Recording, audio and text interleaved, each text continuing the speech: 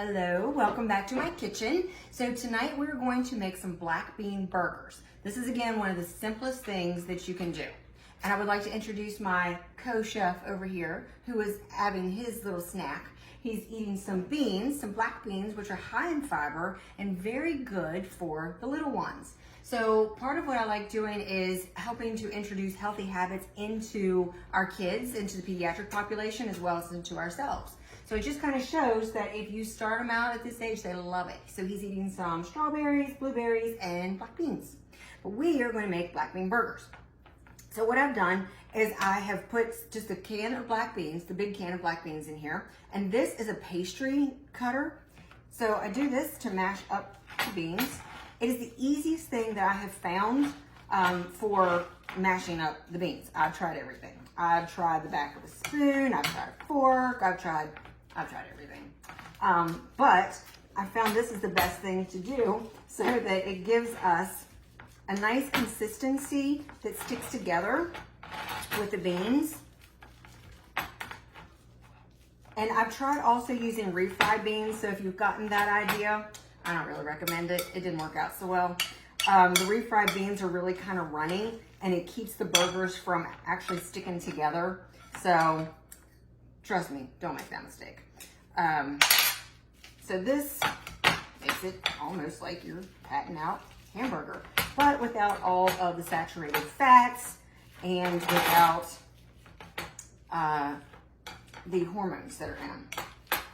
So, all right, so that was it on that part.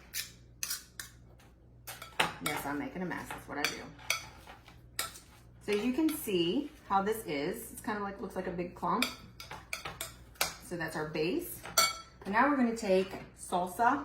And when you do the salsa, I really like this Newman's medium salsa because of its consistency. It has enough fluid to it to make this moist and stick together, and it's got a lot of flavor, but it's not so watery that it won't stick together. So I pour in about half a jar to start with. And so this also kind of saves you from cutting up a bunch of other stuff because it's got your onions, it's got your peppers, it's got all your seasonings inside of it already. That's gonna make this nice and tasty. So I stir that all up. And if you don't like the chunky version, some people don't, I mean, that's fine. Remember, we accommodate everything to everybody's taste. If you don't like it that way, then don't get the chunky version. And then you don't have the extra vegetables that you can like see in there. So right there, you could stop. And we're gonna make up the patties with this. But I like a little extra seasoning and I really like things spicy. So I'm gonna add a little bit of cumin. No, I don't measure. If you were gonna measure, it would probably be about a teaspoon to a tablespoon. And I add a couple little sprinkles of hot pepper flakes. So again, I'm going to finish mixing this up and then I'm gonna make patties and we're going to fry them just like you would fry a burger. So I've already got the oil heated up and I've heated up olive oil to fry these in. Okay, so let's go on over here to the pan. And now when you make these patties, it's gonna look a little funny. It's gonna feel a little weird. I'm sure there's some kind of fancy way to do this, but as we all know, I'm not quite fancy. This is just real life cooking in my kitchen.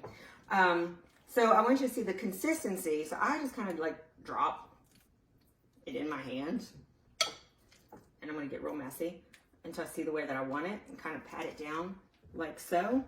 And then put it in the pan.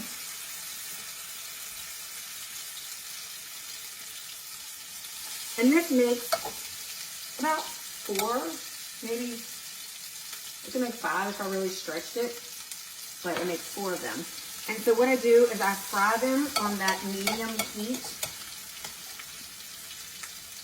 for about 5 minutes per side. And you just see, since they're so kind of moist and sticky like that, you don't want to mess with them too much. So it's not something you want to keep trying to turn.